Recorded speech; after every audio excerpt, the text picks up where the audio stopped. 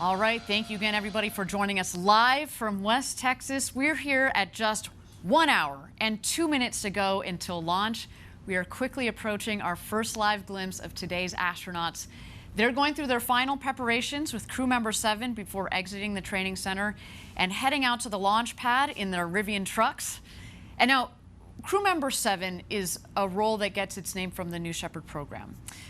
Though today's flight features 4 astronauts, future flights will take use of all 6 seats in the crew capsule. And crew member 7 is just that, the 7th member of each astronaut crew. Now, it's a 2-person role. And here's some footage, in fact, of Kevin Sprague and Sarah Knights, our current crew member 7s. We'll have that for you in a second here. So Sarah and Kevin don't go to space themselves, but they're critical team members that stay with the crew every step of the way, including as voice of mission control to the astronauts during the flight. So it's basically like they're in the capsule with our crew. And you're going to hear on today's flight Sarah as Capcom, or capsule communicator. And as I mentioned earlier, I've gone through astronaut experience training, and I can tell you the crew member 7 roles are essential. Kevin and Sarah met me, as well as the rest of the crew that I had during training, the evening that we arrived in El Paso, Texas, and we were in great hands, in their incredibly competent hands from the beginning to the end of our journey down here in Texas. So a special thank you to Kevin and Sarah for holding it all together for our astronauts. Now, I want to introduce you to another critical member of our Team Blue, Audrey Powers. In her new role as the Vice President of Mission and Flight Operations, she recently joined us here at the desk for a chat about what it's like to arrive at this very special moment. Audrey, it's so great to have you here. You've been so important to the development of the company and this rocket, and I can only imagine, how are you feeling today? I'm feeling very, very excited. Yeah? We had an amazing flight readiness review yesterday, and the team is just so pumped. Awesome. Yeah. Well, so this is not the first time our viewers have met you. On the last flight, you were one of our, what we call astronauts, Yep. spelled A-S-T-R-O-N-O-T-S. Yep. What was that experience like, going through the training and being one of the astronauts?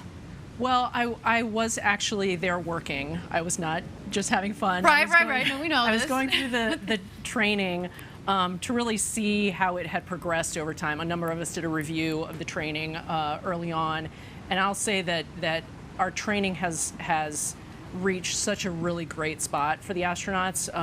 Our human factors team has provided a lot of input. Our CM7 team has spent so much time really focusing on what is important for them to first safely get through the experience and then just really enjoy their time up there. Yeah, so it was vetting the entire experience and making sure that we cover the right aspects of it. Right. So I also got to be an astronaut, but I didn't get to do the next kind of critical step, which is getting inside of the capsule on top of the rocket when it's fully fueled, fully loaded, like we did during our last launch and last webcast. You were one of 2. You and Gary Lai went in there. What was that like when you went in there and the hatch was closed? What is that feeling like? Yeah, the entire tower operation of astronaut load was just a very sensory experience. And we walked through the sequence a couple days in advance just to rehearse everything, all of the movements. But on launch day, we got out of the cars and we're standing at the bottom of the tower, and you could hear the vehicle venting. And when you looked at it, there was frost coming off the side, like you see sometimes in movies. And it's just this overwhelming sense of this thing that is waiting to launch, and we're kind of holding it up, you know? Right. So there was a great sense of urgency that didn't exist on the days that we rehearsed it. And when we got up and finally ingressed and strapped into our seat, there were a lot of things. It was very mechanical because of the training that we had gone through in the simulator. And we sat down and strapped in, and it wasn't until then that you're waiting for the crew to do the checks and empty out the cabin of the various equipment that you kind of look out and you realize like how high up you are, where you are. Yeah, and you could feel the vehicle swaying a little bit on the launch mount, like that rocket is ready to launch. And when it closed, I remember thinking before, like, oh, I'm going to have all these clever things to say to Gary, you know, because we've worked together for so long. And, like, I couldn't think of anything. It was just like, I want to go so badly, you know?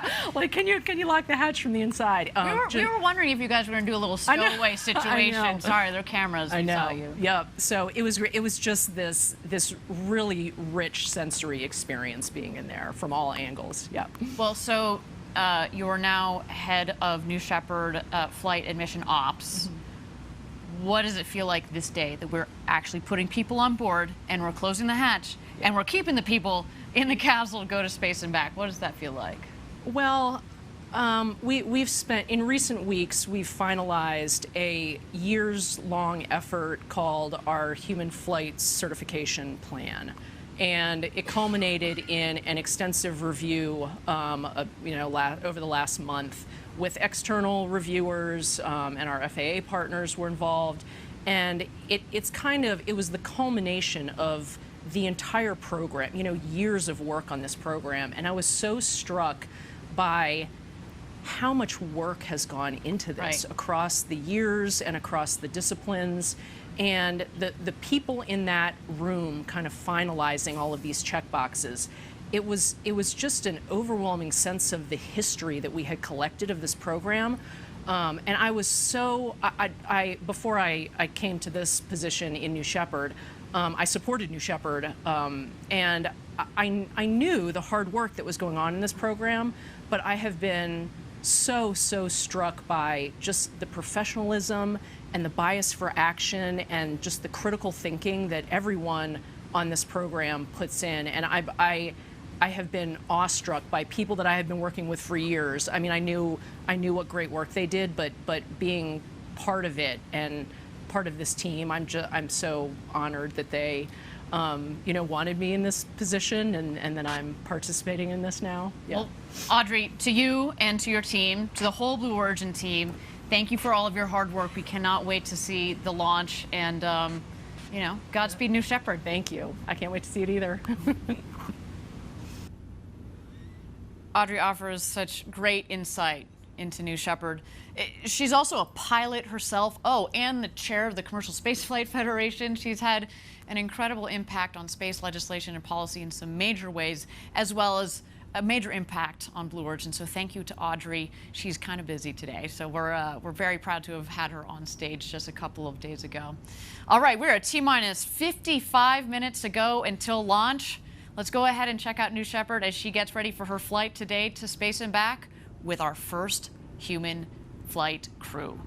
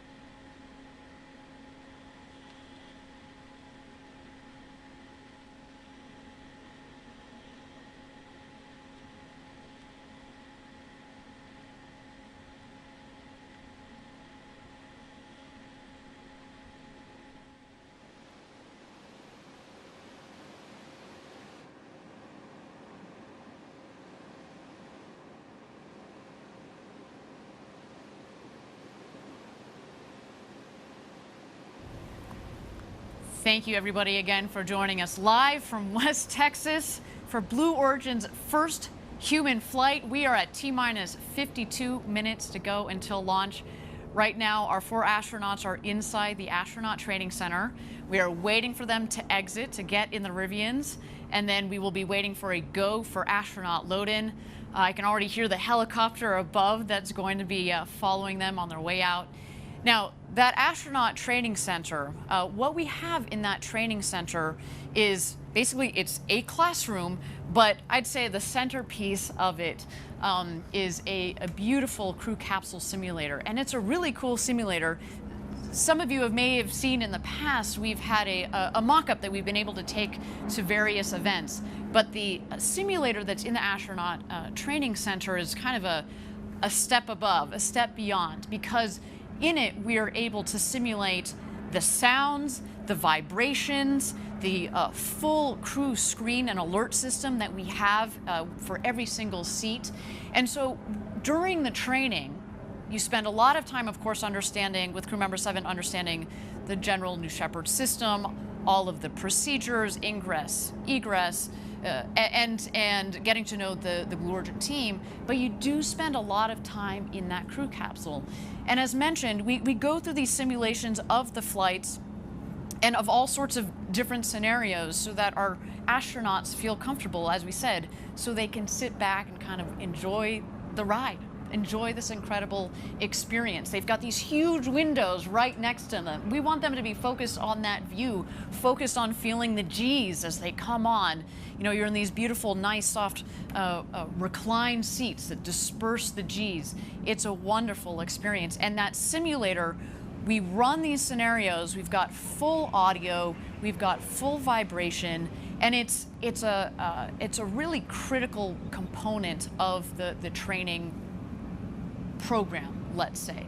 Now, we also, of course, we will take them out to the pad the day before launch. We want them to walk up the crew access tower. You'll see it's hidden a little bit in that shot there on the left there, but that is the safety shelter. So we'll see as the astronauts drive out to the pad itself, they will ascend the stairs, the set of stairs on the left. They'll take kind of a bit of a timeout in the safety shelter. The crew member 7, Kevin Spro, will go out to the across the bridge there to the tower that's in the center of your screen. He will be working with the tower crew there, make sure everything is set and sorted to go for our astronauts. He will then go back to the safety shelter and get the astronauts and get them ingressed into the capsule. The astronauts right now, though, they are in the astronaut training center. Again, we are waiting for them to emerge shortly here. We are at T-minus 49 minutes to go until launch.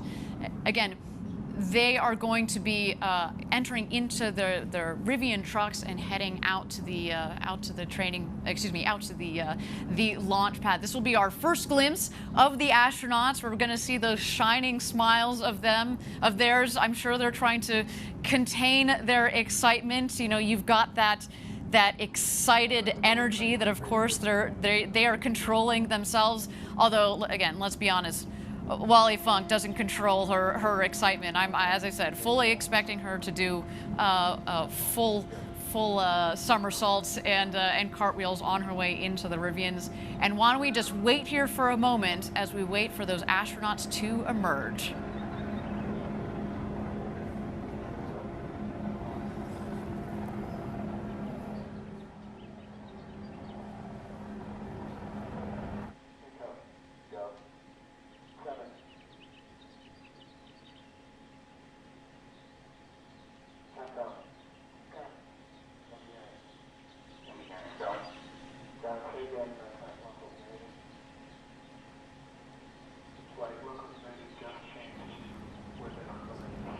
Thank you again, everybody, for joining us live for New Shepard's first human flight. We are waiting for our astronauts to emerge from the astronaut training center. We've got our on-the-ground correspondent, Caitlin Dietrich, who is just outside of the training center. Caitlin, what's going on out there? So you can really feel the energy start to build now. We just heard that everything's continuing nominally towards launch. The countdown is moving forward. We've got our helicopters in the air waiting to capture our astronauts as they take their Rivians to the launch pad. The sun's coming up. It's a beautiful morning. Our teams are going to be standing on the road, hooting and hollering as the astronauts drive by on their way to the tower. And I'm starting to get goosebumps over here, and it's a little bit emotional. But we'll be back in just a couple minutes, and we'll watch these Astros as they head out into their truck and on their way to space. Fantastic. Thanks, Caitlin. We'll send it back to Caitlin in a moment here as we wait for those astronauts to emerge from the astronaut training center. You know, I'll tell you, the last thing that they do before they exit the training center is there's this special coin ceremony. It's a challenge coin that's given to each one of the astronauts for them to take in their suit up to space and back. It's a military tradition, but it really makes you feel like you are part of a team. And what a team to be part of. What a crew to be part of. Only New Shepherds astronauts are going to be able to get these coins. You only get the coin if you get to go up to space and back. And these astronauts, again, have completed their training, and they are ready to become the next set of international astronauts. So again, we're waiting here for just a moment while we wait for the astronauts to emerge from the astronaut training center. We are at T-minus 46 minutes to go until launch.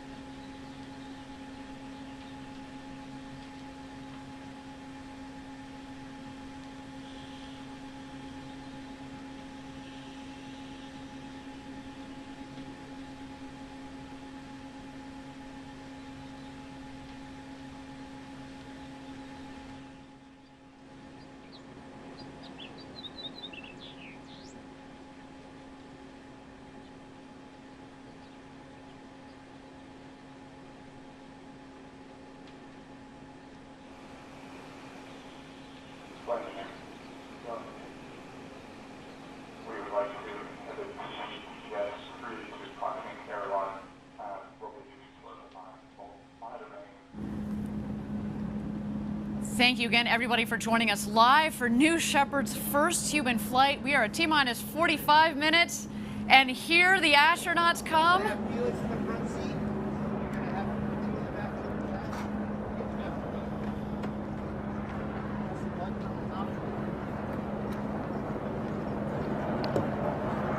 There you see Jeff Bezos in the foreground, Oliver Damon stepping into the Rivian. Crew member 7, Kevin Sprogue, there on the right. as well as Wally Funk. What a moment for her.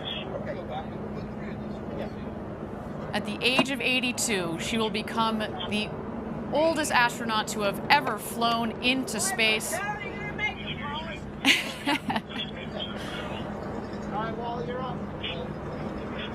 And there she is, loading into the Rivian. Wally was part of the Mercury 13 program back in the 1960s. The program to train women to go to space that ultimately was canceled, but now it is her moment. Today is an incredible day for her.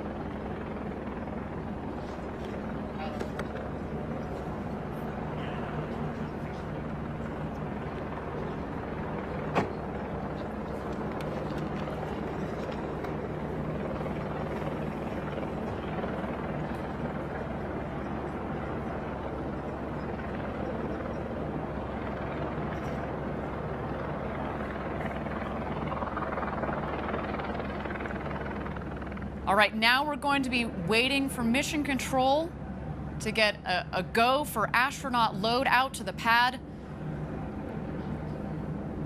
That's when the Rivian will start heading out towards the pad. They're actually going to pass right behind me here. I'm certainly going to give them a wave. They then will pass mission control, get some last-minute love from our team there, as well as their families. And then they will head down the road to space to the launch pad. And we'll go for load in. There they go, everybody.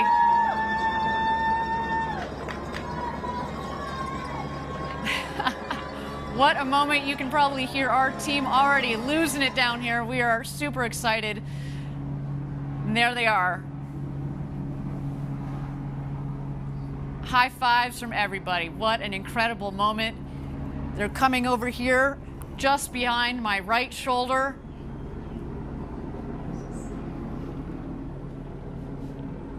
A moment we've been waiting for here at Blue Origin. So much hard work has led to this moment. How exciting. Wally Funk, the BEZOS brothers, Oliver Damon, our 4 crew members are heading out to the launch pad. There they go. See you guys. Oh my gosh, they are in for the flight of a lifetime. And just a couple of yards to my left here, that is mission control, and here they go, passing by mission control. There you see Jeff Bezos waving to the team.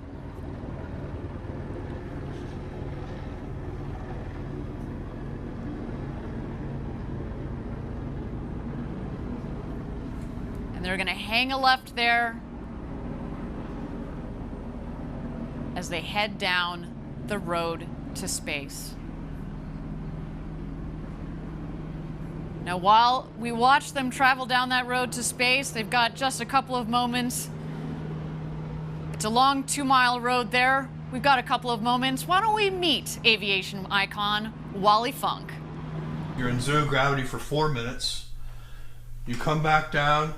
We land gently on the desert surface. We open the hatch and you step outside. What's the first thing you say? I will say, honey, that was the best thing that ever happened to me. I've been flying forever, and I have 19,600 flying hours. I have taught over 3,000 people to fly, private, commercial, instrument, flight engineer, airline transport, gliding, everything that the FAA has, I've got the license for. And I can outrun you. Back in the 60s, I was in the Mercury 13 program. They asked me, do you want to be an astronaut? I said, yes. They told me that I had done better and completed the work faster than any of the guys. So I got a hold of NASA 4 times. I said, I want to become an astronaut, but nobody would take me. I didn't think that I would ever get to go up. Nothing has ever gotten in my way. They said, Wally, you're a girl, you can't do that. I said, guess what? Doesn't matter what you are. You can still do it if you want to do it. And I like to do things that nobody has ever done. We're going to fly you up into space on the very first flight. That's your I can't tell people that are watching how fabulous I feel to have been picked by Blue Origin to go on this trip. You're going to be an astronaut. Oh, finally! And I'll love every second of it. Woo! Ha ha! I can hardly wait.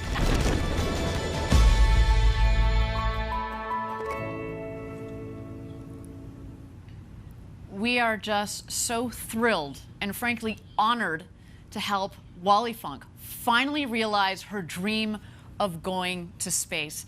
Now, recently I was lucky enough to spend a couple of moments with her right here at the desk. Why don't we take a look? Wally, it is a pleasure to meet you. As a fellow pilot, you are an inspiration, so thank you. You don't know how great it is to meet you, that you are a pilot, and I want you to go fly more in that glider and jumping. Oh, well, that's great. And hopefully follow in your footsteps and go on New Shepard one day. Absolutely. Oh, I mean, yes. So, Wally, you've waited a while to go to space. A silly question, but are you excited? No, not at all. Of course. Since I got on the airplane and I got to fly the airplane and get here and meet all of you, this is so fantastic. What do you, so on launch day, what do you think is going to be the most exciting thing? What are you looking forward to the most? Lift off, climb, undo, and be able to move around in the, if there's room. I want to do a lot of stuff because I've done that in other situations. And you were just telling me a second ago, you're going to take your camera up there and you've got a postcard that you're going to take a photo with. That is what's going to be on the window when I go up, and then I'm going to take a picture of it with the Earth behind me. That's such a beautiful photo of you and the American flag back there in your flight suit, and that's going to be a spectacular photo. So, you know, this is probably, I imagine, your first time down here in West Texas at our launch site. Absolutely. What do you think? No, I used to be in Texas and teach. I think everything's fantastic. I mean, I've been treated so well, and the food is so great. I can't believe it's coming from, I don't know, California. Right, right. And you're lucky to be here with all these friends and people and see what's going on. Absolutely. Well, so, Wally, as I said, you've been an inspiration to me. What would you say to the next generation of young people that are out there that want to go to space? Well, I've talked to young people all my life. How many of you girls and boys want to fly? Well, not many raised their hands. I said, well, I tell you what, get your parents to take you out and give you a flight. Right. That's what my parents did at 7 years old. And if you like it, you'll continue on. And if you don't, you might continue on because something's going to be in your heart that's going to want you to do that. I cannot wait to see you go to space. Thank you for being with us. It's a pleasure to have you. Thank you. Thank you, honey. So yes, as you just saw, Wally Funk is the real deal. I was doing my best to contain my fangirl moment there because she, again, is an inspiration to so many people around the world, and myself included. We see here that the astronauts are starting to ascend the crew tower. There's Wally waving. She's leading the crew. Gary, welcome back. It's good to have you back here at the desk to get you to help with the play-by-play here. We just saw a moment ago that they drove around the ring road, stopped, took a photo because, of course, you know, we're memorializing this moment as best we can for these astronauts. They so deserve it. So going up the tower, we've got Wally, then it looks like Jeff Bezos, his brother Mark, and Oliver Damon that are heading up to their rocket. Now, while we have a moment here, I do understand that Caitlin Dietrich is standing by at Mission Control. What's going on outside Mission Control, Caitlin? Hey guys, Caitlin here. I'm with Jarrett Jones, the head of our New Glenn program here. Jarrett, how are you feeling today watching the launch here from Mission Control? Excited, awesome, this is amazing. It's just incredible. You could only dream about this day. And you know what, Caitlin? It's not lost on me and probably many of the viewers that today is like July the 20th, the day Neil Armstrong, who also graduated from my alma mater, Boiler Up, stepped on the moon and made history. And we're doing it at New Shepard and Blue Origin. doing our first human launch, and it's just amazing. And the reason I'm excited, but also focused, is that there's quite a bit of technology transfer from New Shepard to New Glenn. Everything from the BE3 engine with the LOX and the hydrogen, all the way down to our landing gear. I mean, this is an exciting day for us, and I'm just excited. I don't want to take the spotlight away. It's about New Shepard. And I'm just very proud of this team and then Blue Origin as a whole. I mean, just amazing day, Caitlin. Well, we like to say that New Shepard is basically the second stage of New Glenn. So you're kind of seeing the second stage fly here today. Absolutely, absolutely. New Shepard was built and designed for scalability, and we took advantage of it in New Glenn. So it's amazing feat that we're doing, and just proud to be here. Just glad to be here, Caitlin. So smart. It's the epitome of our step-by-step approach, as you hear us say. And I want to pan back to Mission Control. We've got a lot of our team here on the porch here. Hey, guys! Woohoo!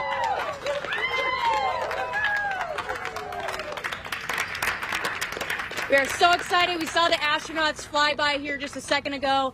And right in that room is some of the world's most brilliant engineers flying this rocket today. And I don't know about you, but I'm starting to get a little bit emotional. So back to you, Ariane, and we'll see you after launch. Woohoo! Woohoo! Thank you, Caitlin. Enjoy the launch. Jarrett Jones, enjoy the launch. Everybody out there outside of Mission Control, as well as in Mission Control, enjoy the launch. Gary, we talked about it a little bit earlier. Caitlin touched on it just a second ago, how basically New Shepard is being scaled up to New Glenn. Tell me how you've thought about that, because you're part of, obviously, New Shepard, the architect of New Shepard, but you've been part of thinking about the broader roadmap, if you will, that Blue Origin has. That's right.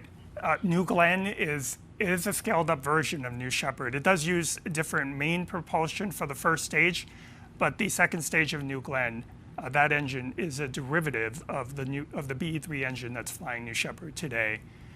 And the techniques for vertical landing, which we perfected with the New Shepard vehicle, are going to be applied to the New Glenn vehicle. We have very high confidence that the very first launch of New Glenn will stick that landing on the ship. We would not have that confidence without the New Shepard program. Absolutely, absolutely. And Jarrett Jones, again, who leads that entire New Glenn program, he has a big job, but he's gotten a lot of help. He's kind of gotten this catapulted help from the development and now the operations and flight of New Shepard. I should note that New Glenn will also carry humans one day. We build all of our programs from the very beginning with the intent to put people on board. And talking about astronauts and people, we just saw them enter into the astronaut safety shelter. I would like to highlight one thing, which is, Wally was saying that she could outrun you. She was the first up those stairs and first in the astronaut shelter. So no lie, that Wally Funk, she's got quite a bit of energy. She's 82, but I'm convinced every time I read that it's a typo, that she's actually 28, because again, that woman. All right. Gary, why don't you tell us a little bit about what's happening in the shelter, because we should remind our viewers that on the last flight that we had, we basically did a full-up rehearsal of what we're doing right now. You were part of that astronaut crew that we had. What happens in the shelter? So the shelter has two main functions. It's a shelter in case of some kind of emergency. If they need to evacuate the capsule very quickly, they can go across the bridge only about 75 feet and be in this shelter very fast. It is fireproof. It can handle a whole set of anomalies that might happen with the rocket. You see those blue tanks against the wall? The shelter has its own air breathing supply in case of a fire outside. It also has communications. They can talk directly to Capcom from there. Right now, they are just waiting for the go-ahead from the pad crew that is preparing the capsule to start astronaut load. Fantastic. And you see there in the foreground, in the black suit, that is Kevin Sprague, our crew member 7, as well as Wally Funk, seated on the left, soon to become the oldest person to have ever flown in space. Then, going clockwise here, Oliver Damon, soon to be the youngest person to have ever flown in space at the age of 18. He comes to us from the Netherlands. A special shout out to our international viewers, especially those in the Netherlands. Hello, everybody. You should be very proud of your countrymen there. Then we have, of course, Mark BEZOS brother to Jeff Bezos, our founder, in the cowboy hat. He is a true Texan at heart. You know, we call it the ranch down here. We like to incorporate that into a lot of what we do, and the spirit that we have down here at our launch site 1. All right, they are leaving the astronaut safety shelter here. Let's watch as they prepare to cross the bridge.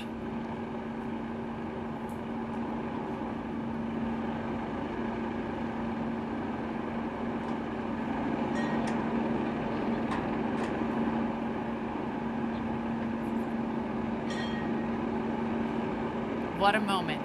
Jeff Bezos, Mark Bezos, Wally Funk, and Oliver Damon. Ring the ceremonial bell, making some noise on their way to get into the crew capsule. Kevin, the crew member 7 that you see there in the black suit, he is now going to help them ingress, get into the capsule, get situated in their seats, and of course help them get buckled into their harnesses and go through any final safety checks before closing the hatch. I mean, we should note though, Gary and I have both been through the astronaut training experience. It's a 5-point harness. By the time you're done with training, you can do that upside down, backwards, with your eyes closed, inside and out. I mean, you definitely understand how that works, and you're going to need to, because when we come back, when you get back into your seat from 0G, that's very important. Let's watch here as they cross the gantry, taking some final photos. We've got our photographer there, Felix Kunz, a brilliant photographer who's taken those beautiful shots of the crew that we saw earlier. And there they go, into the crew capsule. Gary, do you want to talk about the hosing and the piping that you see going into the hatch? So that is just a cabin environmental control system. While it's on the pad, before we seal the hatch, we want to make sure the air is fresh and air conditioned in there. That hose will be removed, obviously, during hatch closure. And so what they're doing now is just one by one entering the cabin and getting fastened, and then they will go through a series of comm checks with Capcom. Fantastic. There's Wally Funk in seat number 3 there. Oliver getting situated in seat number 1. I'm starting to shake a little bit. Not only, again, have we practiced this, and not only on the last flight did we have a full astronaut rehearsal like this, but it's different. We've done, again, 15 consecutive missions to get to this point. But it's so much different when you put people on board. But again, so much testing, so much design, so much thought, and incredibly well-trained Blue Origin team that's supporting these astronauts, our first crew on New Shepard. Just wonderful. We are ready for today. Now, we are standing by here for Capcom to welcome our crew into the capsule. Let's stand by for some audio there. There's our mission control.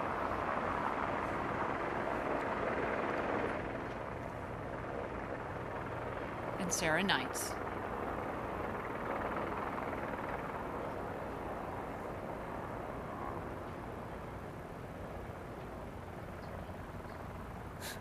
Sarah Knights, again, she has this incredible... I have you loud and clear, 7. How me?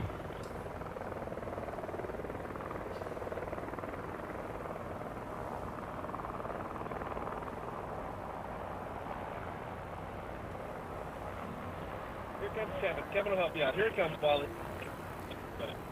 I can see it's jammed in there. Don't keep pulling on it. Don't come get it.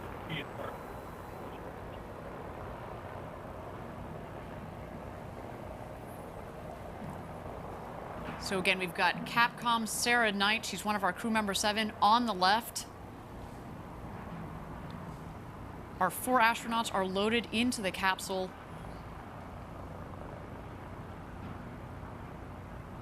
There is Wally Funk in her seat. as well as mission control. Talk about locked and loaded. This team is really, I mean, you've been in mission control during these launches. What is that like?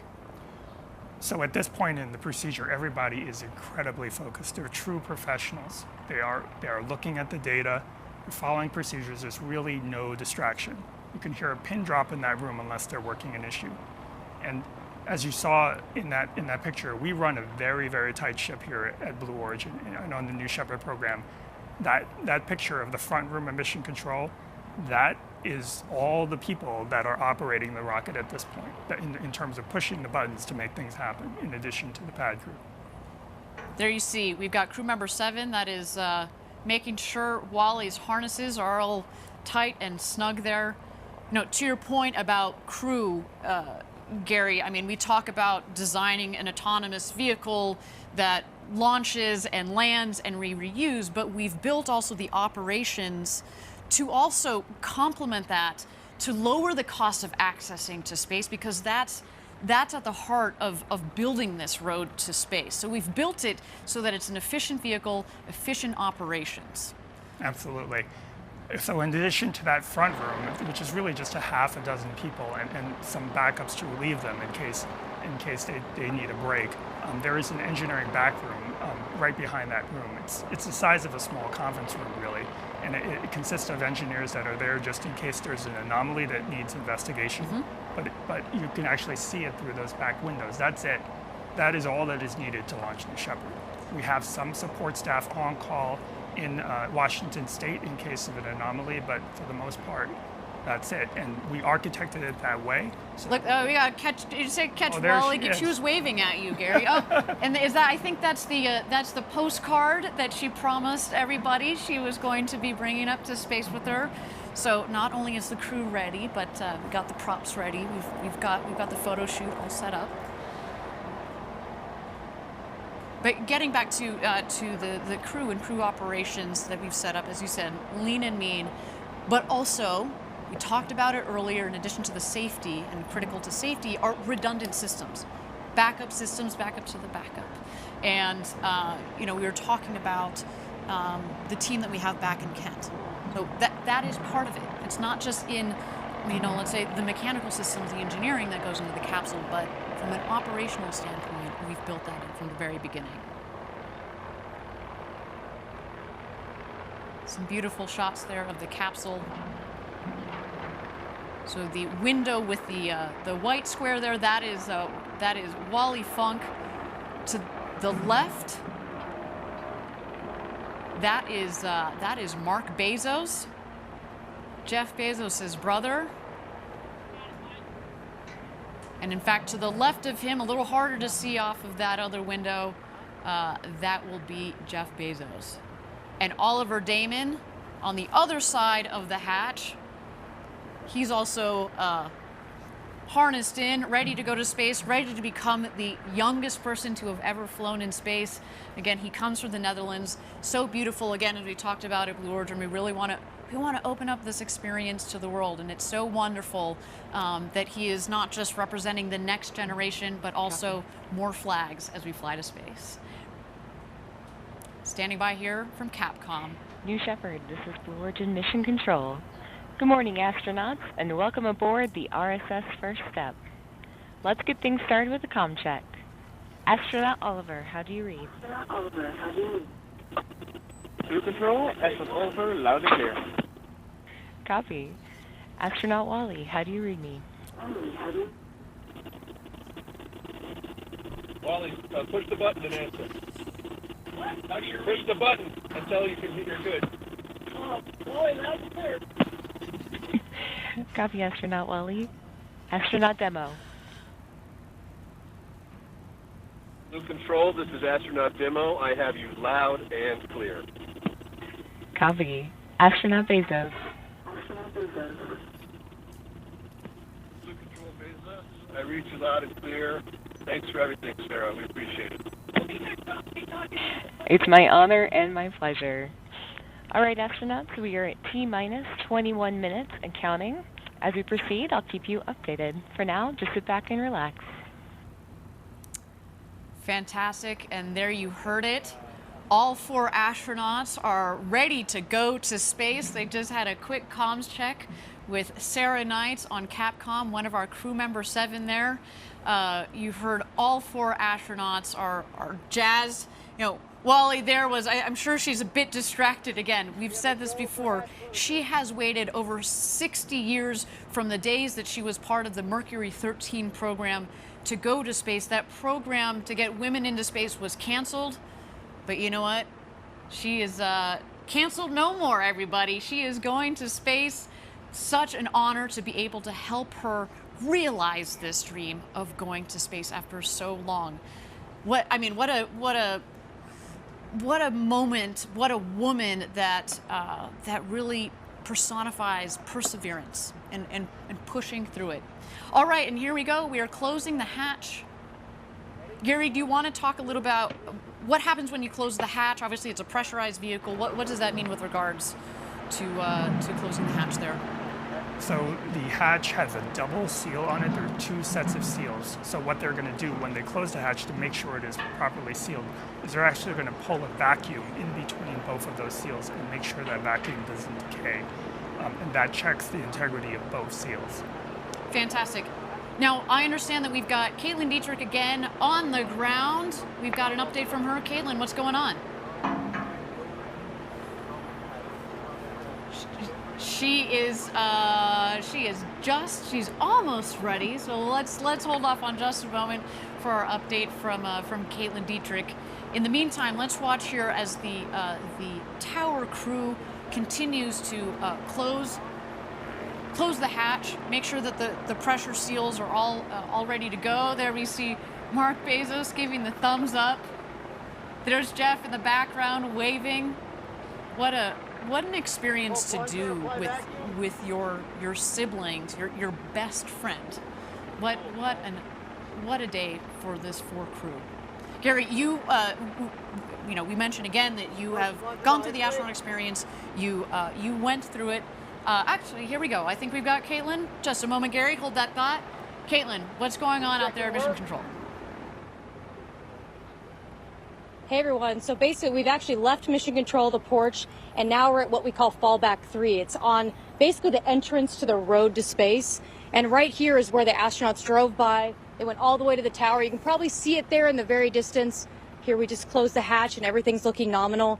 And basically what's going to happen is once the capsule is under parachutes, we have a convoy here right behind us that's going to be racing out to get that hatch open and celebrate after their victorious flight to space. So that's what we're all preparing for here after their 11-minute flight. So we're pretty excited. Wonderful. Thank you so much, Caitlin, for that update. Gary, so you, as we were just closing out that question, so on the last one, you actually were in the capsule, right? You and Audrey Powers, who we talked to a little bit earlier in the show, were in the capsule when they closed the hatch. What does it feel like at this moment? It's actually quite tranquil.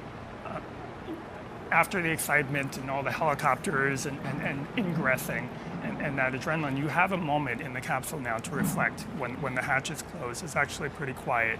You've got hearing protection in just in case. You can still hear Capcom, but you have a moment to reflect. The fact that you're seated, reclined in a seat next to a window, directly next to a window that is so big, you can just turn your head and feel like you're floating right on the edge of the rocket. And then we've designed it that way so that when you are actually in space, you don't have to turn your head. You can look right out and have the sensation of actually being outside. And it also kind of adds to the voluminous feel of the capsule. We said earlier it's 10 times the volume that Alan Shepard had on his flight, but it is big, and the windows make it look big, that light acoustic padding make it look big, and then once you're floating up there in space over the Kármán line in 0G, it kind of adds a third dimension to it. Yes, we wanted that spaciousness, we wanted that sensation of floating. Really, if we were able to do it, we would have made the entire capsule transparent. That is kind of a cool idea. Is that for the next iteration? You working on that? Is that in secret? All right, we're not going to release that information on our webcast, but stay tuned, everybody. All right, we're going to toss it back to Capcom. I understand that we've got a special message from Christina Bezos, sister to Jeff and Mark Bezos.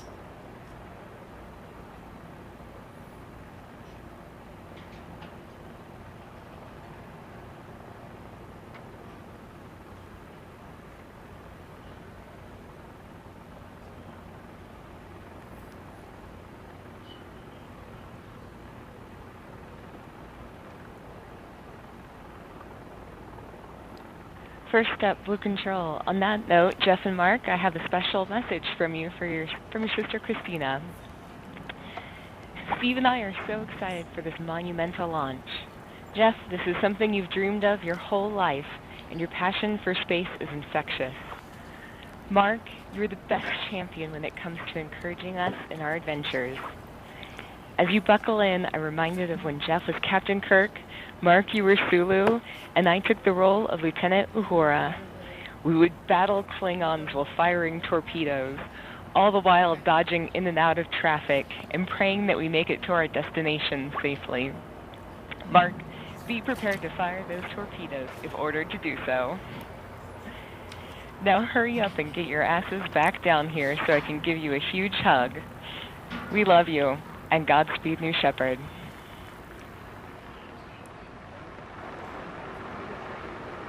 And there it is, beautiful message from Christina. There is our Kent headquarters going nuts as they should. A big day for our whole Blue Origin team. It's early out there on the West Coast, but they wouldn't miss it for the world. Look at them. So amazing. Again, what a day for the entire Blue Origin team, for these crew members that are on board, for their families that are here, that have been supporting each one of these people's dreams to go to space. Just incredible. And, you know, we are sitting here at T-minus 15 minutes to go until launch. We are in a brief hold here, but why don't we meet Oliver Damon, one of those astronauts, again, our first, very, very first paying customer, and soon to be the youngest person to travel to space at 18. Let's see Oliver. I think it's the ultimate dream for so many people to go to space. I guess my first memories of space were Thunderbirds. I was a big fan of that. Watched every single episode there was. That was like the big thing with like the rockets and everything. Oliver, is this your first look at the vehicle? Yeah. It's so cool to go with this group because Wally is like one of the best pilots ever and has such an amazing life story. Of course, Jeff is one of the best businessmen ever and a great visionary. And Mark is a firefighter and has such an amazing track record over his life. I feel a responsibility because I'm the youngest in space, and to get more people interested in space, and not even just space, but science, would be such an opportunity for me to do. When I touch down and I get out of the vehicle, I think I'll be just speechless. Now, Oliver also has his pilot's license and will be studying physics in college. And in just a bit, he'll officially be an astronaut. But Gary, did you talk to Oliver? I did. I had an opportunity to meet him. Did you start recruiting? Did you get on that? What are you doing sitting here? Oh, come on, man. We were like that guy. Not only is he going to study physics, but also innovation. So we can only imagine what is in store for Oliver in the years to come. But I can tell you what is in store for him in the next couple of minutes here. He is going to go to space over the Kármán line, up 100 kilometers up the internationally recognized line of space, and he is going to come back a freshly minted astronaut. Cannot wait for that.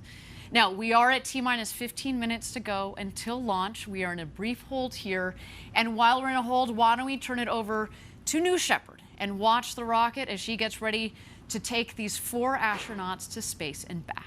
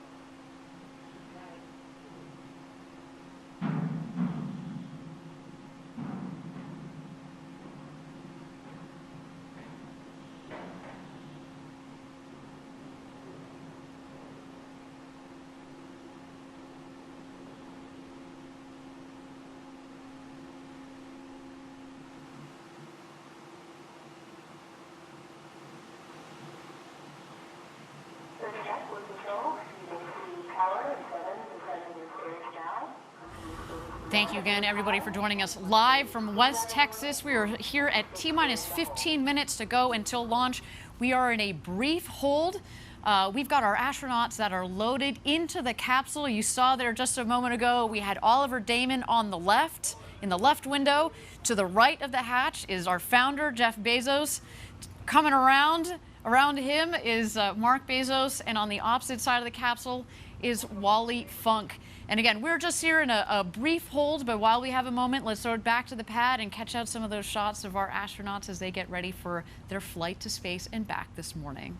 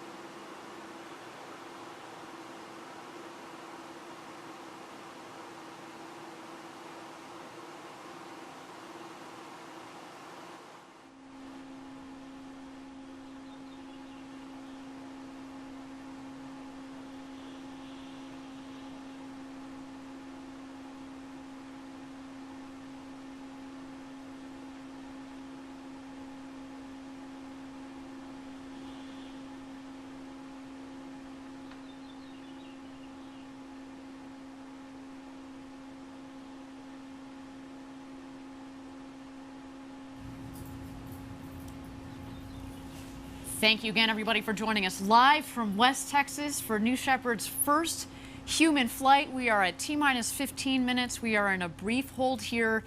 This is okay. I mean, to say, Gary, you can appreciate this. We spent years designing this rocket, months and months designing the mission. And if we need to take a couple of minutes more to make sure that the team is aligned, that we're all set and sorted, that our astronauts are happy, that the weather both on the ground and up aloft is within green zones, then we're going to do that. How do you guys think about holds when you're in mission control? What is happening right now? There's really two kinds of holds. There might be a hold while they investigate an anomaly, and very often that is not the case, though. There are sometimes holds just to catch up in the timeline. The thing about New Shepard that's distinct from orbital vehicles that you might have seen is that we don't need to launch at a precise time to meet some launch window because we're trying to intercept something in space. We have a lot of time. We can take our time. It's better to pause and hold if there's any reason to, if there's a sensor reading that you want to investigate or you just want to catch up in time. So that's why we tend to take these holds. Otherwise, we bias to launching as soon as possible so we don't otherwise have a lot of buffer in the normal count. Absolutely. So again, well, actually, now I understand. The hold is lifted. Yeah. So it sounds like that we have gotten the timelines all aligned, our teams are all sorted, and we are continuing our countdown. While we have a moment here, again, let's throw it back to the pad, check out our astronauts in the capsule as they get ready for their launch to space and back this morning.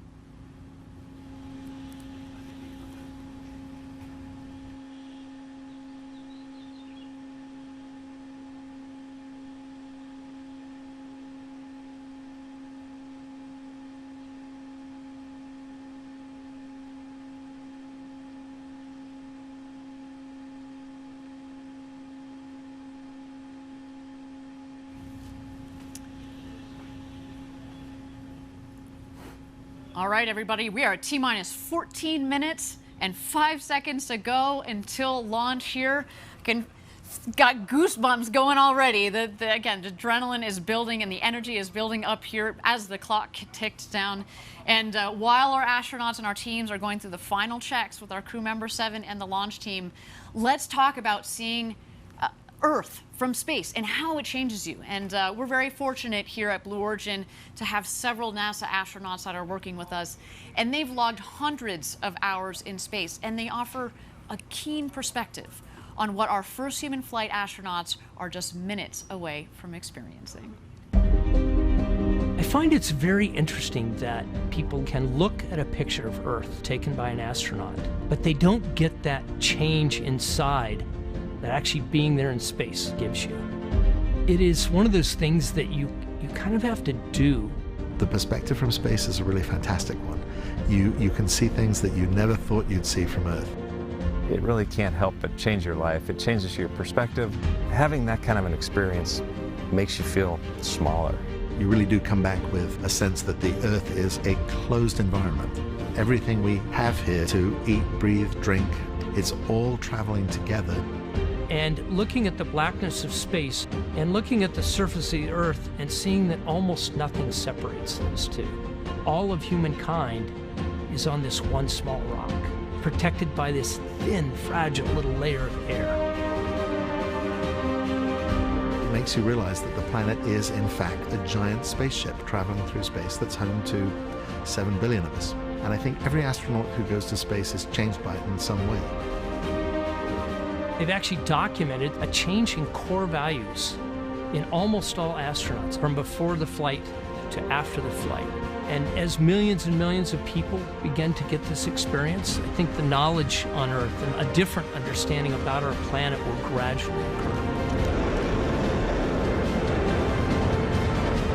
The experience of something that changes who you are on the inside, it's very powerful. It is so memorable and so unique that people walk away speechless.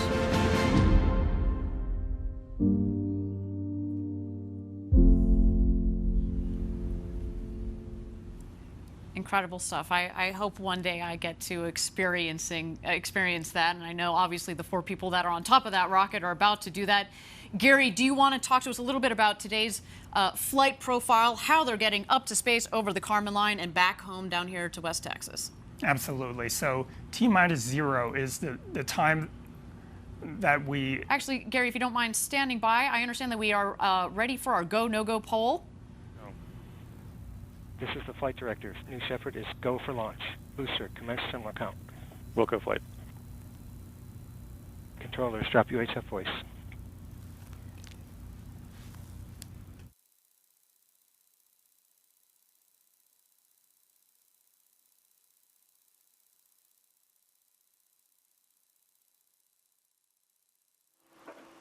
Enabling onboard power.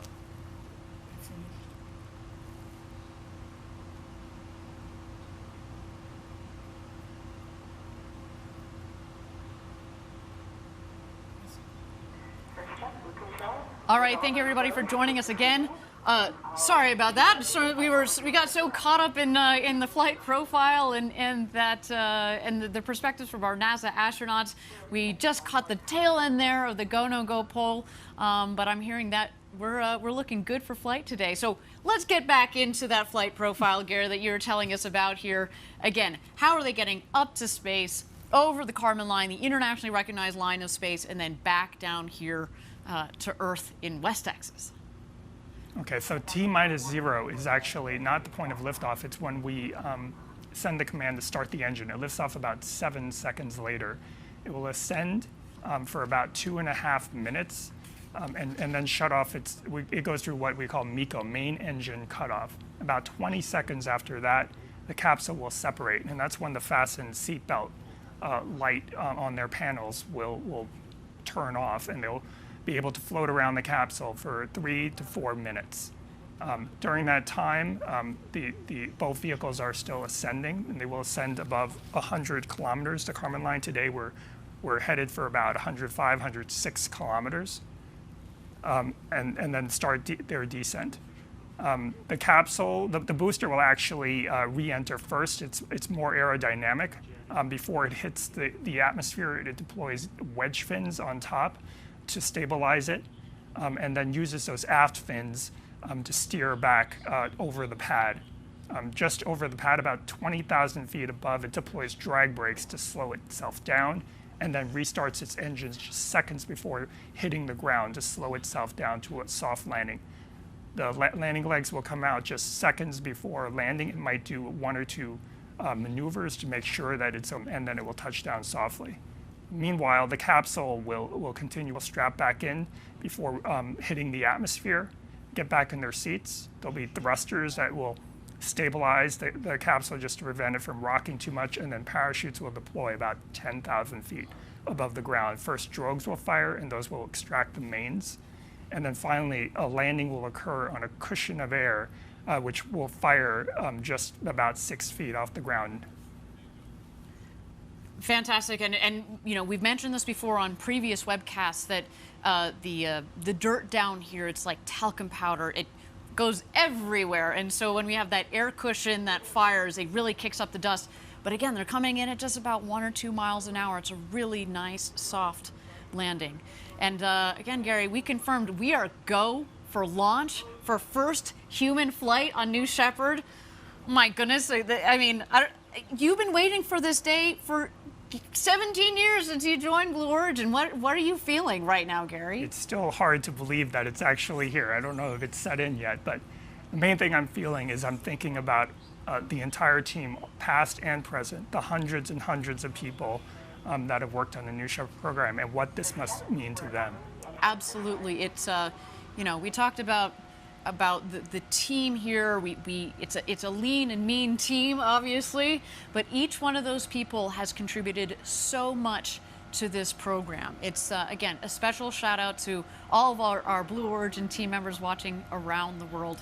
Now, for the others that are watching around the world, if you want to experience spaceflight for yourself, if you want to do what Jeff and Mark and Wally and Oliver are doing today, and you're serious about it, send us an email at astronauts@blueorigin.com. We're open for ticket sales to send you all to space. What just an incredible, incredible day. And we're so lucky to have this particular crew on board today, Gary. And I feel like not only do we have this beautiful story about the BEZOS brothers that are going up, and Wally and Oliver, soon to be the oldest and the youngest astronauts who have ever flown into space.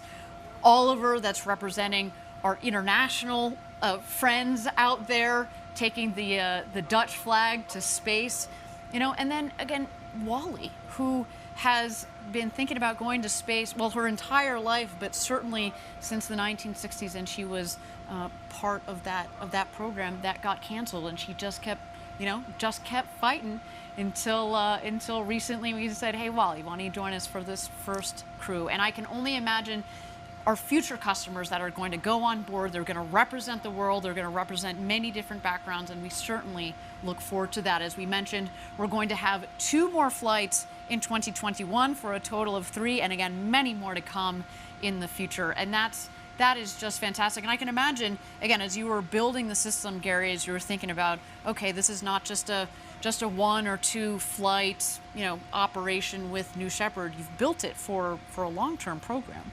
We've built it to continue indefinitely and to take hundreds and hundreds of astronauts in the future. We hope to be into the thousands soon. And just think about that, right? There have only been about 560, 570 people that have ever been over the Kármán line, up 100 kilometers up over the internationally recognized line of space. And today we're going to add 4 more to that list, which is so cool. Yes, and someday in the near future, we will be over 570 just on the New Shepard program. Can you imagine? Are you going to go up? Absolutely. You going to go up with me? Sure. You in, man? All right. Awesome. Okay, we are T-minus 4 minutes and 20 seconds to go until launch.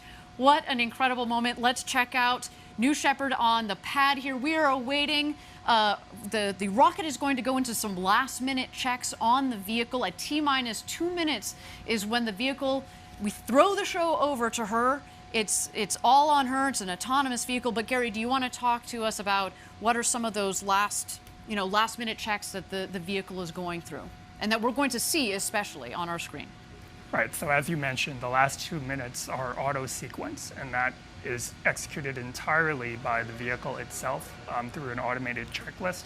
You'll see a couple of things. There will be things that you don't see, such as sensor checks, pressure checks on the tanks, radio checks. All hundreds and hundreds of different checks will be stepped through in this checklist. But what you will see is the hydraulic system spooling up, which will wiggle the engine gimbal as well as the aft. They're not only wiggling those surfaces, but they're making sure that there's no stiction and they travel smoothly. Fantastic. And again, we are waiting to see that. You'll be able to see, as Gary said, you don't get to see all of those last-minute checks, but we certainly get to see the aft fins. As Gary mentioned, those are the fins at the base of the vehicle. There are 4 of those. Obviously, they help direct the rocket both up and down. And then the engine will gimbal. That is our BE3 engine, the Blue Engine 3, 110,000 pounds of thrust. Liquid oxygen and liquid hydrogen are what are the propellants in the engine. It's not only a powerful and also throttleable engine. The throttle, I'll talk about the throttleability just here for a second. We throttle the engine back as it comes back to land, and that's what creates a nice soft landing, because as it comes in, of course, it's not filled with all the propellant that it had on the way back up. So if we throttle it back, kind of like an airplane, it comes in for a nice, soft landing. And you know, what a trip to space and back. Again, this vehicle, we've had 15 successful flights on. Again, we're looking forward to this 16th one, of course, a very special one with people on board today. T-minus 2 minutes, there we go. Bridge is retracting. The bridge is retracting. There's Oliver on the left, Jeff Bezos on the right. We are about to go to space, everybody.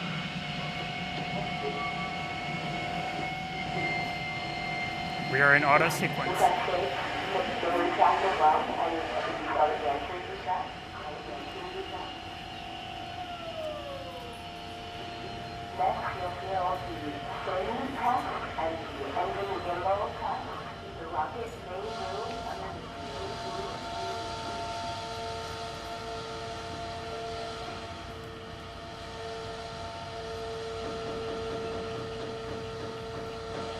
Ariane, when that engine gimbal check occurs and that engine swings, they should actually be able to feel it in the cabin, because it'll sway the stack back and forth. There go the aft fin checks.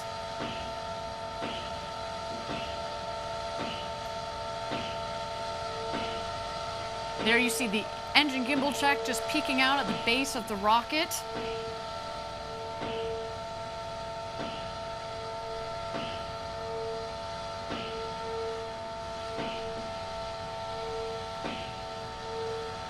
All right, here we go, everybody. Thousands of people contributed years to this historic moment. Ladies and gentlemen, it's time for Blue Origin's first human flight. Godspeed, first crew of New Shepard. Let's light this candle.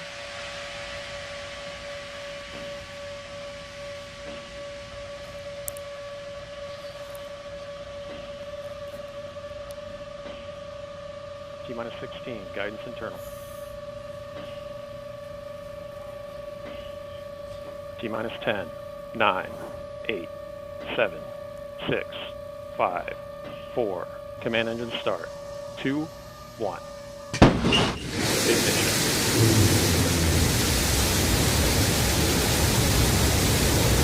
We have liftoff. New Shepard cleared the tower. And New Shepard has cleared the tower on her way to space with our first human crew. Go, Jeff. Go, Mark. Go, Wally. Go, Oliver. You are going to space.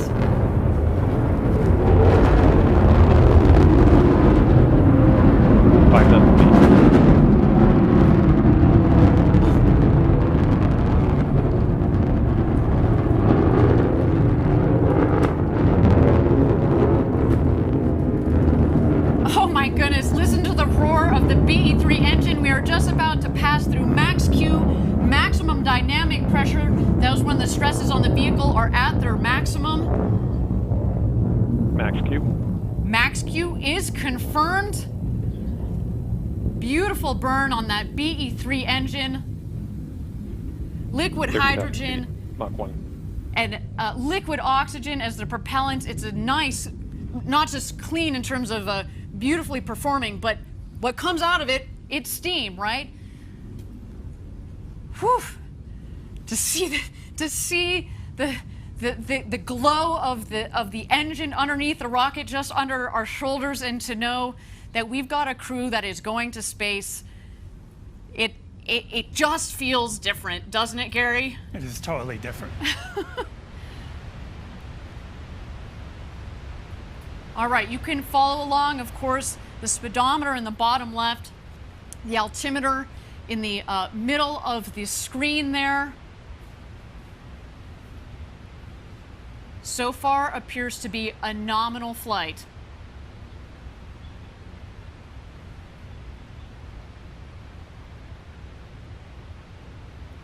All right, coming up here on MECO, main engine cutoff. That will be followed shortly by separation. And at that point, after separation, we're gonna let the astronauts unbuckle and take in the freedoms of zero G. There is MECO, main engine cutoff. A beautiful shot down the New Shepard rocket. Look at that view.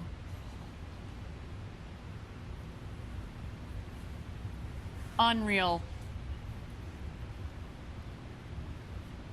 Awaiting separation here.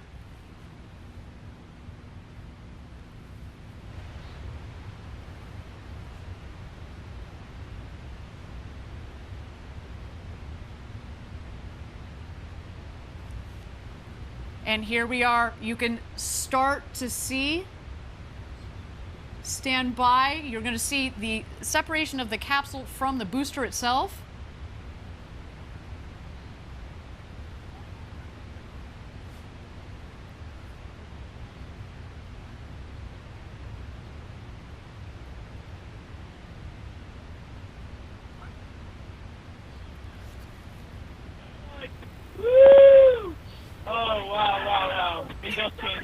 So you have to look out the window. Holy kid God.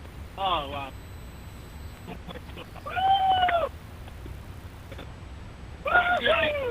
forget to get upside down.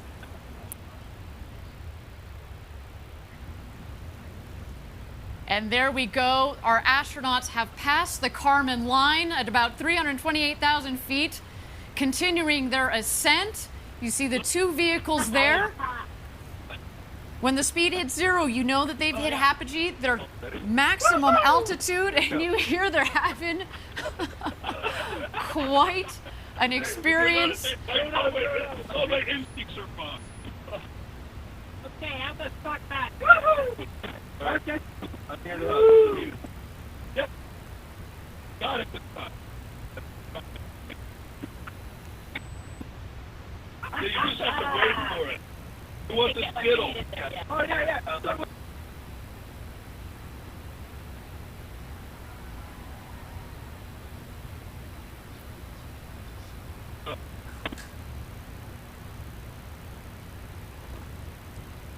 Yeah! Well done! Here, 1 minute warning. 1 minute warning. Go! Oh, sorry. It's right there. Oh, so good. Get that one? Got it. Let's see if I can see the boost. Yeah, Little bit. I cannot. Oh, wow. You got to take a moment to look at that. Okay, get in. We got to get in. Look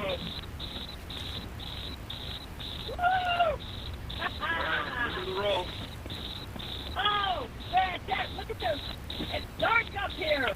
Oh, wow.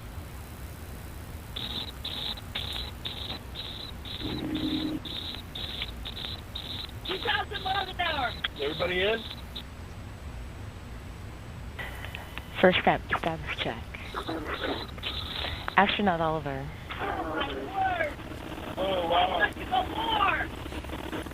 Oliver, status check. Oh, sorry. Blue Control, Oliver, status perfect. In seat. Copy, astronaut Wally. Wally. Blue Control, Wally is in seat. Copy, astronaut demo. Astronaut demo, reply seat. Copy, astronaut BEZOS.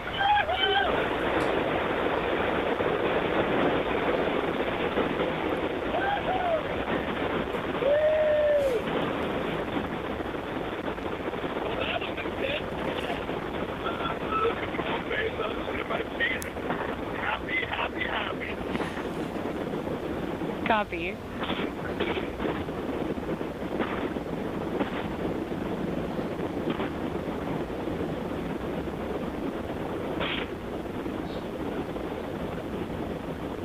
Thank you again, everybody, for joining us live for our first UN flight on New Shepard. So far, a nominal flight. Our booster is about to return to its landing pad. There we see engine relight. The sonic boom.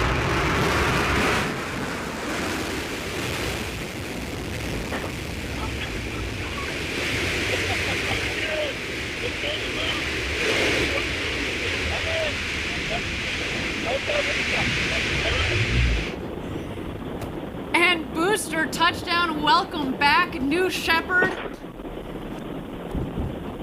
A beautiful rocket that provided a beautiful flight to space.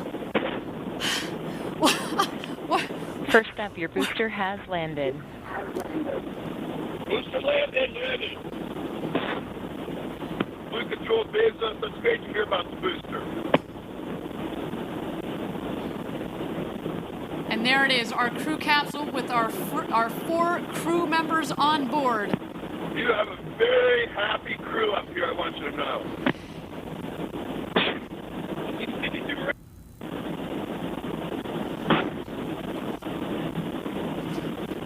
Oh yeah, I see blue. I see the big barn. Stand by drogues. Stand by drogues. Stand by main. Stand by main.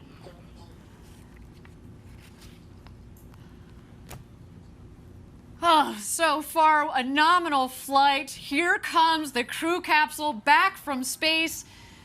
The drogues deployed. Here are the mains out, reefing and coming to full inflation. Our rocket went over Mach 3. And now they're coming floating back down at just about 15 or 16 miles an hour, about to join us home back here in West Texas after having gone over the Kármán line, the internationally recognized line of space. The world's newest astronauts. Gary, how you holding up, friend? I am speechless. Wow. And those big, beautiful windows. Just got about a minute and a half of floating before the activation of the skirt jet for a soft touchdown. At this point, there are sensors on board that are detecting how high they are above the ground, multiple sensors. And just 6 feet above the ground, that cushion of air will puff, and they will have a soft touchdown, almost like just sitting in a chair. But I'm sure their adrenaline is pumping now.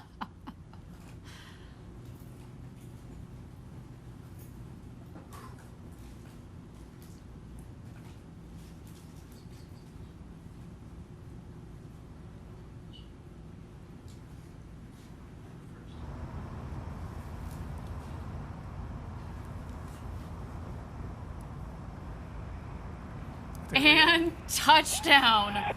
Welcome back, New Shepard's first human crew. What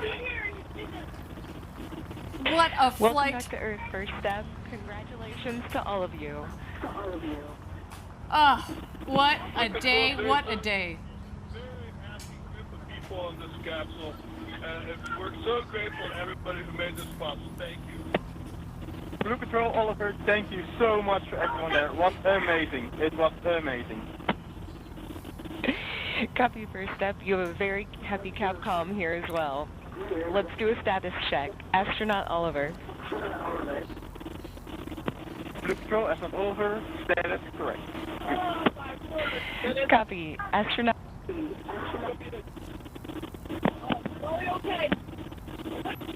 Copy. Astronaut Demo. Astronaut Demo, I am unbelievably good. Copy.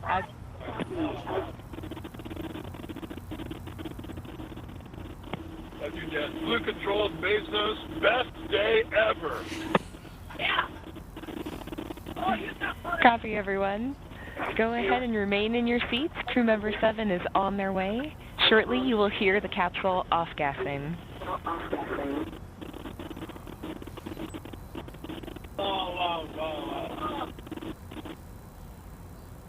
Did anybody have to start altitude or altitude? I didn't. Yeah. No, they got the we'll find out. It's okay. I had my main mission was accomplished. I didn't kick anyone. That's fine. That was only about 5 minutes. Yep.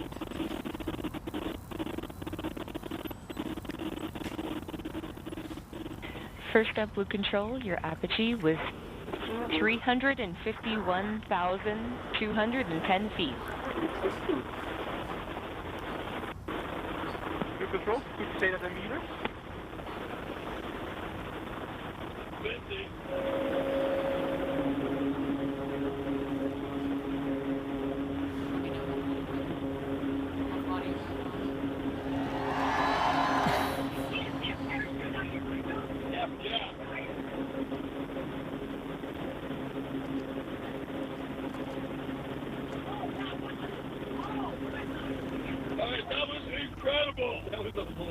Wally, that was incredible. No, I was the helicopters. I was surprised at how easy 0G was. Yeah, it felt very remarkably natural. It did. It's like swimming. Yeah. Yeah, it's not. It's weird. It actually feels good. It felt. There it goes. Well, what a day. You can see our the world's newest minted astronauts there on board discussing their incredible flight of a lifetime up to space and back. Wow. Our team is now preparing landing safety operations. The recovery crew has already, minutes ago, has left the barn there to go open the hatch. You can see them there. They're arriving at the capsule in the Rivians. You can actually also see that the parachutes fell very close to the capsule. It means that there's not much wind out there. It was a beautiful, beautiful day. Not too shabby, Gary. What do you think? No, it was picture perfect. And it sounds like it landed pretty much exactly where we predicted. That's how they can get to it so quickly. They start moving even before it landed based on the prediction of landing. We use weather balloons that we launched throughout the morning, and that gives us a very good idea of where it will land, which is within 1,000 feet. What you're seeing that they're doing right now is Kevin Sprague, crew member 7, is just making sure everybody is okay and gives them a thumbs up. They're also grounding the vehicle. When you go into space, you could accumulate pretty significant electric charge. That's actually why we prefer that the astronauts not get out themselves, so that we can ground the vehicle of static charge, which can be quite strong. Excellent, and I think there that Kevin Sprague, our crew member 7, has given the thumbs up for all of our astronauts that are on board there. Again, Jeff Bezos, Mark Bezos, Wally Funk, and Oliver Damon.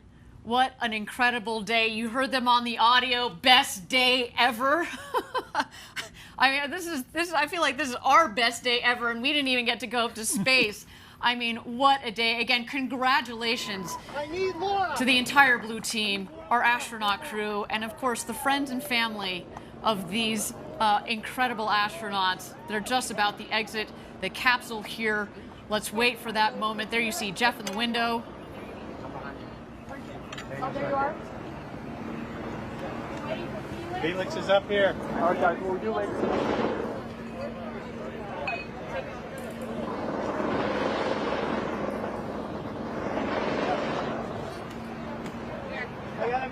line in front of the hatch.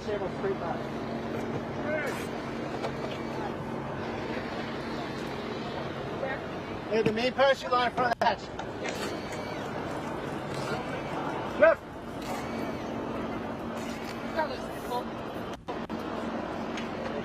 Okay, take the side, take the side. Help on the bush. They're just moving one of the main parachute lines to make sure it doesn't snag the hatch when it opens. And there's Jeff.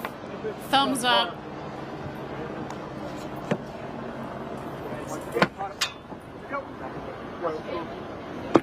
CC safe, Jimmy. You heard there, the CC is safe. No, I got it. No, it's not open for my slide.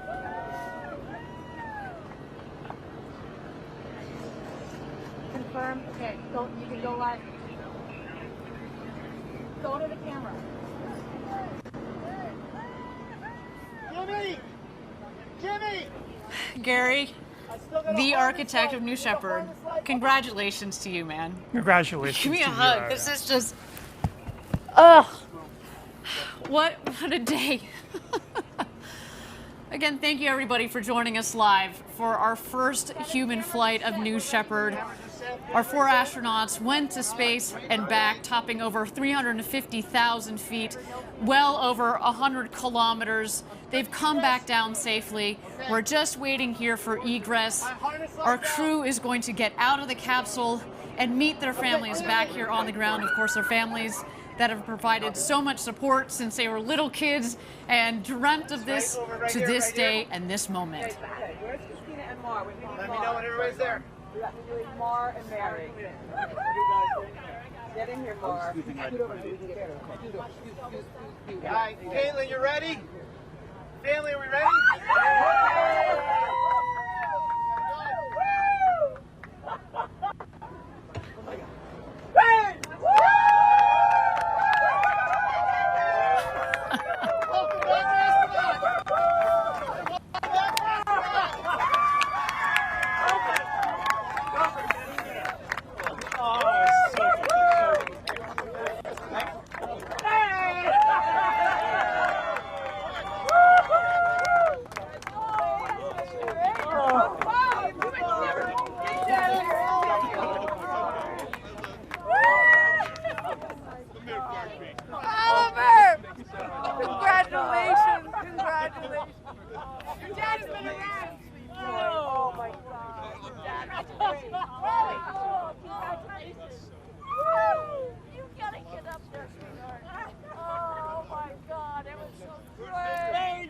What a day again here, a successful launch and landing of the New Shepard rocket and crew capsule with our first human flight crew there. Jeff Bezos, Mark Bezos, Oliver Damon, and Wally Funk. And their families there giving big hugs all around. What a moment, so much emotion from all of them. The elation. Did you see Wally? Did you see Wally when she came out? You know, this, I told you she was probably going to do a summer, cartwheel as she came out of that capsule. What an incredible, incredible day. Let's just capture a couple more moments of this. Again, space flight, so much engineering, so much objective, hard engineering, technical thought that goes into it. But when you put people on board, there's such an incredible emotional component to this.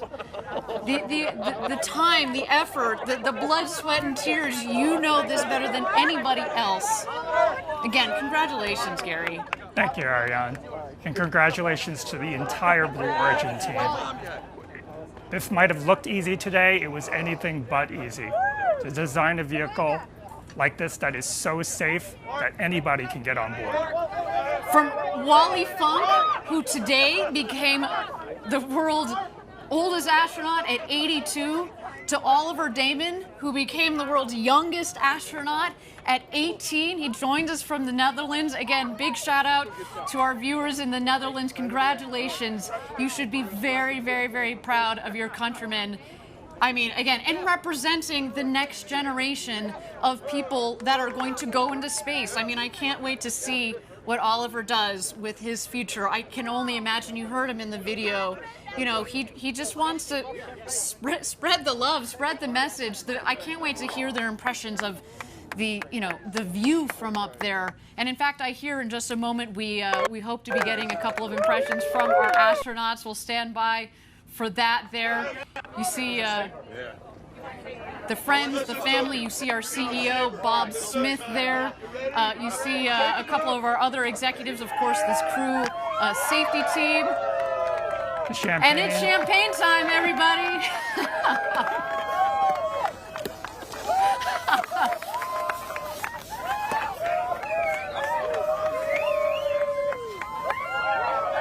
It's the only proper way to end the space flight. Exactly, only proper way to end a space flight with a champagne shower.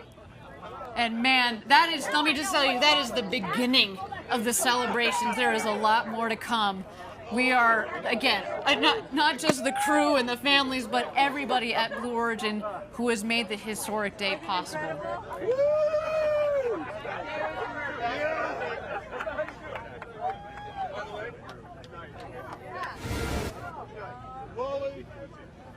Well, there's a big hug from Jeff to Wally Funk. The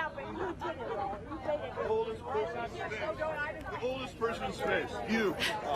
That's so wet. A beautiful moment there. Thank you. For a woman who was denied her opportunity to go to space in the 60s. She had to wait to the 2020s, but man, it was worth the wait. There you see the Bezos brothers hugging it out.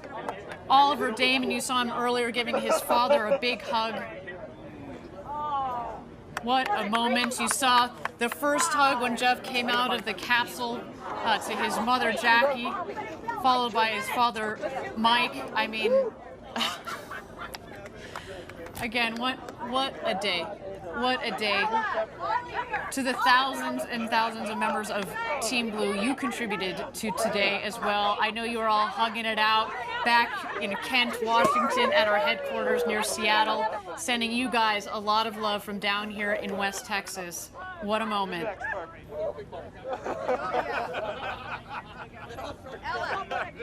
I imagine. Oh, look at this girl. Ella. I mean, granted, you know, Gary, we weren't in the capsule, but my favorite part was hearing, you know, the hooting and hollering and the laughing. You know, Jeff is known for his big, boisterous laugh. I mean, he's having the moment of a lifetime here, and you can only imagine as they were floating around up there. You saw them say, "Gosh, look at the views."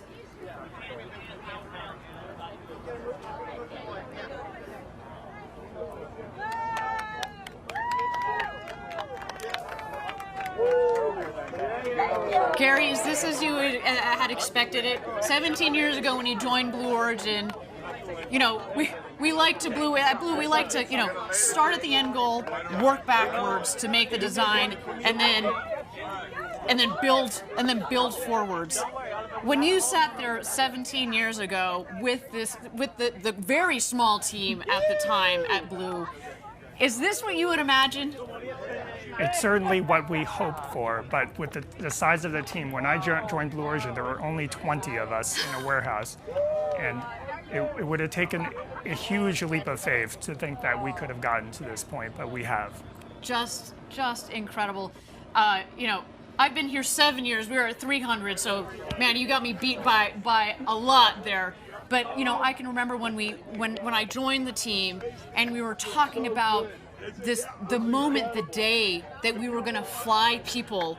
You know, you talk about it, but it's here and it's now. And I remember we were talking about, okay, well, what will this video look like, and what will that video look like?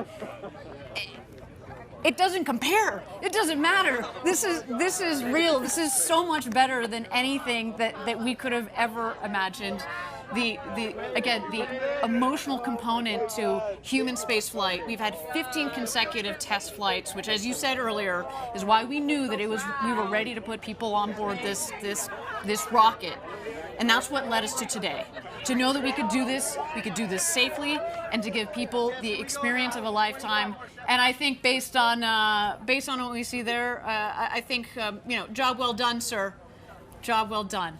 And not only did we do it today, we can do it again and again and again and again. Precisely. Absolutely love it. That was amazing. Everybody, I want to thank you all for joining us from around the world for today's Blue Origin historic first human flight. It's been a moment for the ages, and guess what? We're just getting started. We've got 2 more flights this year and several more in the coming years. I want you to join us a little bit later today. We're going to have a live press conference on our website. You're going to get to hear the firsthand impressions from our 4 astronauts that went to space and back. But to all of you out there, if you like what you saw and you are serious and interested about reserving your seat on a future rocket ride to space and back with New Shepard, we've got some exciting news for you. We are open for ticket sales. Send us an email, astronauts@blueorigin.com. We can't wait to fly you to space and back. Gary, it has been an honor to share the desk with you today, the architect of New Shepard. Thank you so much for your insights. Thank you so much for all of your hard work and all the hard work of your team that has made today possible. Thank you, Ariane. It was unforgettable. Absolutely. The road to space is being built, everybody, and we took a huge step today. But we also need your help. If you're interested in learning more about Blue Origin or joining our extraordinary team, please visit our website. And if you'd like to commemorate today's historic launch, we also have some mission patches for you there. And that's also where you can get some apparel, some collectible gear. It is all there. Look at that sweet patch. So beautiful with the names of our new astronauts. What a day. Everybody, my name is Ariane Cornell. Thank you so much for joining us. It has been a pleasure and an honor to be your host. And of course, until our next launch, Gradatum Ferociter.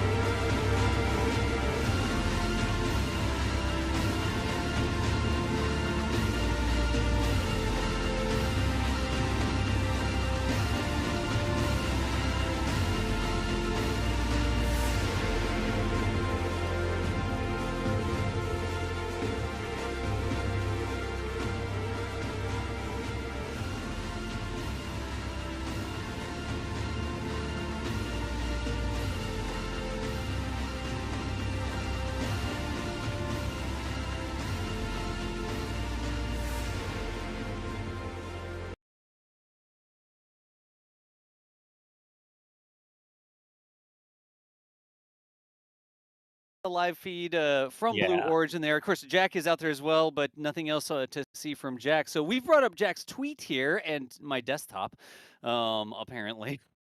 But these are some photos from Jack. He tweeted these out just afterwards. I need to do this. Go ahead and retweet and stuff. And we're going to put this link in chat as well. Let me see if I can bring up some of these photos. There, of course, is the liftoff coming up. And here's the link to tweet going into chat a few times, so you can click on it like that. So that's Jack's photo of liftoff.